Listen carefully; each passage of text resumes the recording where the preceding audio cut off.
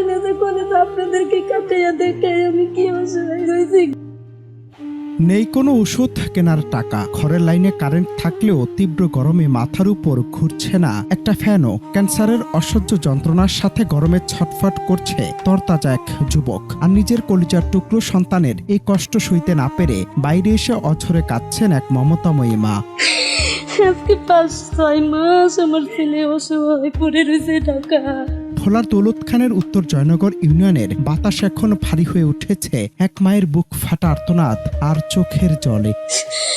আপনাদের কাছে হাত জোর করে বিনতি করি, আমার ছেলেকে বাঁচানোর চেষ্টা করেন আপনারা যেভাবে হোক। মরণব্যাধি রোগ ক্যান্সার আক্রান্ত এই যুবকের নাম শাওন। তার বাবা পেশায় একজন দিনমজুর। দীর্ঘদিন যাবৎ ক্যান্সার রোগে আক্রান্ত। আমার চিকিৎসা চালানোর করতে অনেক সমস্যা হচ্ছে।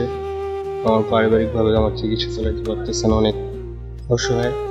এই আকাশ ছোঁয়া দ্রব্যমূল্যের বাজারে প্রতিদিনের আয় দিয়ে যেখানে 2 বেলা ভাত জোগানোই কঠিন, সেখানে ক্যান্সারের মতো ব্যয়বহুল চিকিৎসা যেন তাদের মাথায় আকাশ ভেঙে পড়ার মতো অবস্থা।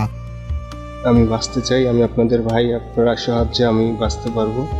আপনাদের সাহায্যে আমার চিকিৎসা চালানো সম্ভব। প্রথম দিকে ধার দেনা আর এলাকাবাসীর সাহায্যে কিছুটা চিকিৎসা হলেও আজ দীর্ঘ 7 মাস ধরে টাকার অভাবে সম্পূর্ণ বন্ধ হয়ে রয়েছে শাওনের সব ধরনের চিকিৎসা।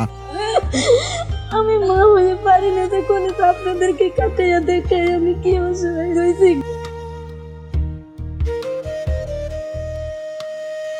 টাকার অভাবে চোখের সামনে নিভে যেতে বসেছে একটি সম্ভাবনাময় প্রাণ।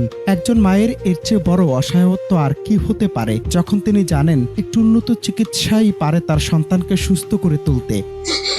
আমার কলিজা পিনে আপনি করে দেখিতে স্যার, এই বড় ছেলে পরিবারের আমার এই ছেলের অসুস্থ স্যার, এখন আপনারা স্যার আমার উপায় আর কেউ নেই। কিন্তু পকেটে নেই একটা টাকাও। চিকিৎসকরা বলছেন সঠিক সময়ে চিকিৎসা পেলে শাওন আবার সুস্থ হয়ে ফিরে আসতে পারবে, কিন্তু দিন দিন সময় ফুরিয়ে আসছে আর শাওনের পরিবার চেয়ে আছে অলৌকিক কোনো সাহায্যের আশায়। শাওন দীর্ঘদিন যাবৎ ক্যান্সার রোগে অসুস্থ।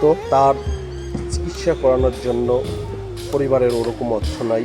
ডিসেম্বর 2025 থেকে তার এই রোগটা শনাক্ত হয় এবং সেখান থেকে চিকিৎসা অবস্থায় আছে।